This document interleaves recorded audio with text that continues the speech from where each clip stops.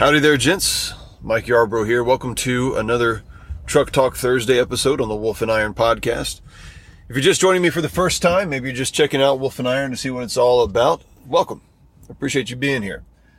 You know, I put these little Truck Talk episodes together as just a off-the-cuff way for me to speak to you guys about whatever's on my mind. And it's really just a great way to get introduced to kind of the style of Wolf and Iron, or just the kind of laid-back nature of me and the kind of things that I think about. And I also like it because, you know, as men, we're not one-dimensional. There's so many things that are going on in our lives. We have so many interests. And when we put things just in the bucket of, talking about what it means to be a man and character and things of that nature, it kind of only scratches the surface. And so with Wolf and Iron, I try to really run the gamut as much as I can. And with these Truck Talk episodes, I feel like I get a chance just to open up to you guys about things that maybe I would normally have a sit-down episode and talk to you guys about, which is great. And it's exactly the kind of conversations that take place in a truck, right? So thanks for being here. If you want to check out more about what Wolf and Iron has going on, if you want to get more involved with some of the guys that are doing cool things and are of like-minded, of like spirit, head over to wolfandiron.com/the group. That'll take you over to our Facebook group page. It's a closed group, and you can request membership there, answer a couple of questions, and hopefully you'll be a good fit. I'd love to see you over there. All right, so I want to talk to you guys just about some marketing stuff. So I know that there are a number of you who are entrepreneurs, and I think that as a man grows, one of the things that he wants to do is expand his knowledge or his into something in terms of creating a product or creating a service and getting that out there. We end up having so much information, so much knowledge about something or such a great idea that it just kind of overflows, and the natural result of that is that we want to sell it or we want to get it out there in some kind of way. And the result of that is that many entrepreneurs are born as men grow to become better men. I think it's just a natural kind of progression of growing as a man. Some of that also has to do with just a feeling of confidence. As you grow in your leadership abilities, as you begin to understand yourself better and you begin to understand other people better, the larger picture of the world and things at play become more clear, and your understanding of that leads to confidence, which also gives you the cojones to go out there and start your own thing. And so I thought I'd talk about a couple of marketing things that have worked for me, and for you guys who maybe are just joining or you don't have a good background on what I do. I was in software development for 15 years, and so I wrote code for the majority of that period of time. And in June of 2017, I quit my job to come and do this, but also something called Rustic and Main as a full-time thing. And Rustic and Main has really been the breadwinner for a long time now, or since I've been out of my career. And we basically create wedding rings out of historic woods and other unique materials. And you can go to Rustic and Main, that's MAIN.com. and check it out, see what we do, and kind of get an idea of the feel for what's happening over there. Well, that business has just taken off like a shot, and it's also been a really fun testing ground for a lot of marketing things that would otherwise probably take me a while to kind of get around to testing. We just have a good volume. We've got a lot of customers that come through the online business there. And it's also led to a lot of the marketing decisions that we've made with Wolf and Iron. So as Wolf and Iron grows, which we added a store in November of 2017, so we start out with a couple of t-shirts. Maybe by the time you're listening to this, we have probably 6 or more t-shirts out there, plus some beard oils and mustache waxes and some leather goods and some things like that. So there's a lot of things going on. There are a lot of different avenues, and there's sort of a dynamic between Rustic and Main and Wolf and Iron and how they work together, but I'm not going to get into that right now. You can listen to past podcasts and probably get an idea of how those kind of two things have played together and work off of each other. But I want to talk just about some marketing ideas and things behind marketing, and particularly getting into this idea of how you funnel people in. We'll talk about what a funnel is, and then I want to talk about the different ways in which you sell things to people without you sounding like a sleazy seller of some kind, a sleazy marketer. And none of us want to be that guy. when we talk about funnels, I think hopefully most of you guys will get the idea. Everybody uses a funnel. Marketing people use funnels all the time. Salespeople use funnels, but you use funnels even if you're not an entrepreneur. When you go to, let's say you're going to buy a new office chair. Okay, so I had to put up a new office chair, get a new office chair because mine was really squeaky, and I do podcast recordings and things like that, where I don't want a squeaky chair. It's like the bane of my existence. And you'd be surprised at how hard it is to find a chair that doesn't squeak. Plus, it also looks cool and, leather and all that kind of stuff. So when you first start out on this journey, you basically go to Google, and this is the biggest part of your funnel, right? You basically go there and you say, office chairs, maybe you look by reviews, maybe you're looking for leather, so you kind of narrow it down. And then eventually you get to a couple of stores. Maybe you're looking at Staples or Office Max, or maybe you're on Wayfair or something like that. And you begin to kind of get down to the next level of the funnel until you begin to see more of the style that you want, and you kind of narrow it down. Now you're looking for who's got that at the right price, and lo and behold, you just end up ordering it from Walmart or something, or Amazon. But that's the funnel in happening. And what's happening at each stage of that funnel is that you're finding some value for you at every level of that funnel. You go to Google, you get 1 million results, but there's value in that because some of those results are kind of helping you narrow down what you're looking for. And then you go to Staples or Office Max or Walmart.com, whatever it happens to be, and you go there and you get even more value because now you're narrowing down further into what you want, and then eventually the one that you buy it from gives you the most value. And if that chair ends up being what you want, then the value was, the funneling effect was really worth it for you.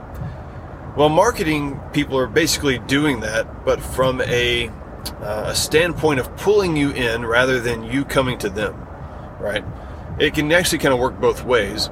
How you originate in the funnel is usually by you searching for something.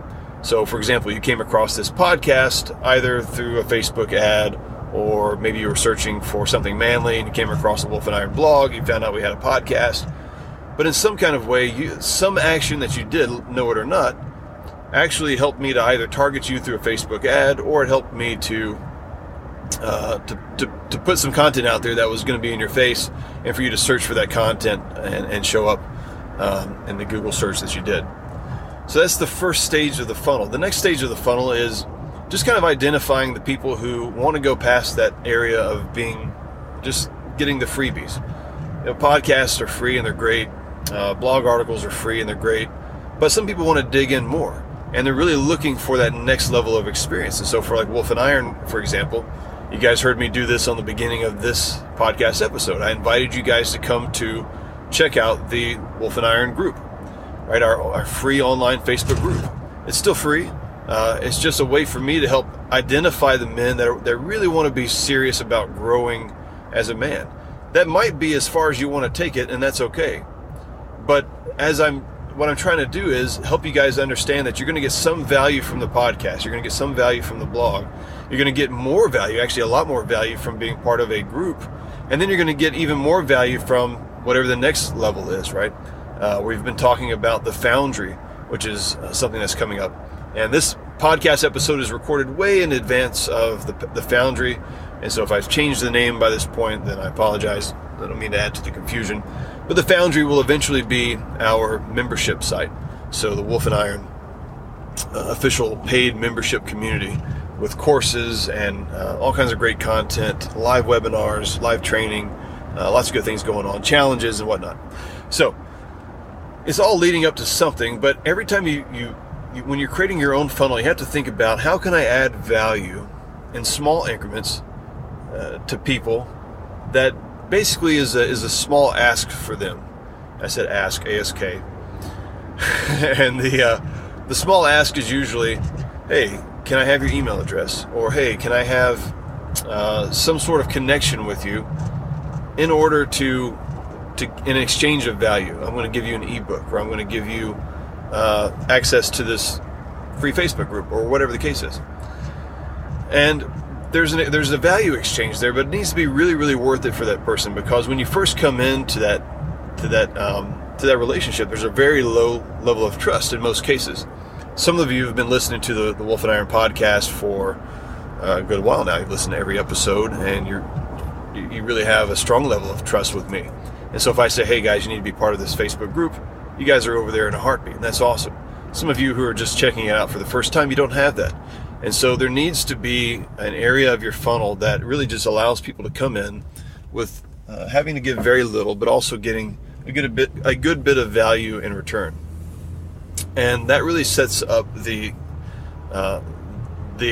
type of value that you give for an email address, as an example. So if you give them an ebook and for an email address, some sort of what we would call a lead magnet, that needs to be of high quality, because they're going to expect that same value for the rest of the duration of the relationship, really. So anytime they exchange something of value, they're going to expect something that's of greater value in return, and that's exactly what they should get. So that's part of how the funneling works, and you can kind of get an idea of, now that you've got people that you know who are funneled into the more serious kind of area, right? So they've given you an email address at least. They're not just kind of passively watching. Then you kind of say, hey, here's something that you could also buy. So now you're creating a monetary exchange of some kind. So you're kind of upping the level of trust. And that thing they can buy could be something small. It could be your core product. So let's say, I don't know, let's say you're trying to sell a mattress. Maybe that's your big thing. We just bought a mattress, so we're kind of geeking out on that because we're old, apparently. But we just bought a mattress, right? So maybe people go there and they just buy mattresses all day long. But maybe they don't. Maybe the first thing they buy is like, hey, how to have a good night's sleep is the first thing, right? So you do your 5 tips or a little ebook on how to have a good night's sleep, no matter what your mattress is. And then you kind of follow up with a couple of other emails, and then finally another ask, hey, have you heard about our pillow? It's the best pillow you can ever have, right? It's $24, but you're never going to find another pillow like it. You buy the pillow, they've established a relationship there, assuming that this pillow is indeed amazing. They're going to say, man, I really want to take my sleep to the next level. And then they just go and they buy the mattress, right? The several $100 or $1,000, whatever it happens to be, for the mattress. You guys get kind of where that's going there. And we see this all the time, really, right? We see this, you go to McDonald's or some kind of fast food place. A lot of times they'll have a Tripwire product. So this is the 99-cent menu items. You get chicken nuggets, McNuggets, you get a burger of some kind. I don't go to McDonald's anymore, so I don't know about these things. But you go there for some sort of really cheap item. Grocery stores do this as well. They give you 2 for coupons, buy one, get one free type of thing. And you come in there, and then what happens while you're there? You end up buying more stuff, right? So McDonald's will say, hey, you've got this cheap Big Mac. How about adding fries and a drink to that for, regular price? Okay, there's an upsell, right? So there are other ways in which to get people in without it being sleazy, and it's really things that people are comfortable with. A lot of it is really, guys, it's not about necessarily trying to sell people something at any cost. It's really helping them to feel comfortable overcoming the objections they have to buying something from you. That's really what it's all about. Why would they feel comfortable buying something from you? You've promised them a certain value, but they don't really know if they can trust you. And it's about building that trust relationship. And if you really believe in what it is that you're selling, and I hope that you do, you really have a responsibility to help customers understand that they can trust you in what you're selling. And sometimes you do that with Tripwire, sort of cheaper things that have good value, so they can come in and see, oh, well, if I'm getting, this one course for $24, but I can have all 10 courses for $200, well, man, that's a deal, right? Or if, you kind of get the idea there, right? So however you're going to work that within your own business, hopefully you're going to investigate far more deeper than what I'm giving you here. This is really just to give you guys an idea of some of the marketing principles and marketing steps, but also so it doesn't seem so scary to you guys. A lot of people think, man, I'd love to start my own business, maybe online, or to do some kind of service-based thing, but I just don't know where to begin, and the idea of being able to sell enough of these things just seems overwhelming. But when you realize that a lot of it actually has to do with just a simple funnel of some kind, finding your base audience, inviting them into a little bit further in, and then going from a little bit further into, hey, here's something of value that I'd like to almost give you for almost no exchange of money, or very little exchange of money, to, hey, here's something of even better value that I think you're really going to value. That's going to mean a lot to you. I'm being redundant there. When you get to that place, that mindset, you realize that you're not in this thing to rip people off. You're really trying to help people find the things that are going to mean something to them. And there are those guys out there that use funnels, and there's plenty of them, the wrong way. Obviously, the sleazy guys who say, you got to buy my course, and it's only ends up being a 2-hour course for like $2,000 or something like that. And, you don't want to be those guys. That kind of stuff works, but it only works for a period of time, and you're going to get known as a sleazeball, and eventually it's going to catch up with you. If you're not in this to make a quick buck, you can still use funneling, and you should use funneling to help people find you, to help people get connected with you, and then to help people kind of go up the value ladder there, where they're getting more and more things for more and more value, and that their trust and their confidence in you and what you're providing grows at each kind of rung of that ladder. One thing I will say is, don't hit people up real hard with stuff. You guys will kind of see that I do a lot of podcasts, and we do some blog articles and things like that, where we're really just trying to give as much as we can to people without asking. And so the typical kind of way you would do this is if you're doing it from like an email chain. So if you're funneling people through email, or really whatever kind of marketing it happens to be, is you give 3 things before you ask for something in return. So, allow people to listen to, so many podcast episodes, or just throw those out there for free as much as you can, give and give and give. And then you ask for something in return. And that something should be kind of small in comparison to the things that you've given. So, hopefully that's helpful, just as a rule of thumb. And, I'm always about just give as much as you can away, and don't worry about the returns. Structure things so that if only a fraction of the people that you're giving stuff for free to come back and buy something from you, if they show up, that you're still going to be profitable, then I think you'll be all right. At the end of the day, you want to be able to sleep well with your conscience, and you don't want any kind of sleazy tactics kind of hanging over your head. So just some marketing tips, just some ideas there. I'll throw these out there as I kind of think of them. I'm always studying this stuff, and so we'll certainly be doing some webinars and things on these things coming up in the future. So that's it for this Truck Talk Thursday. I appreciate you guys. Enjoy the rest of your week and your weekend. I'll talk to you later. Bye.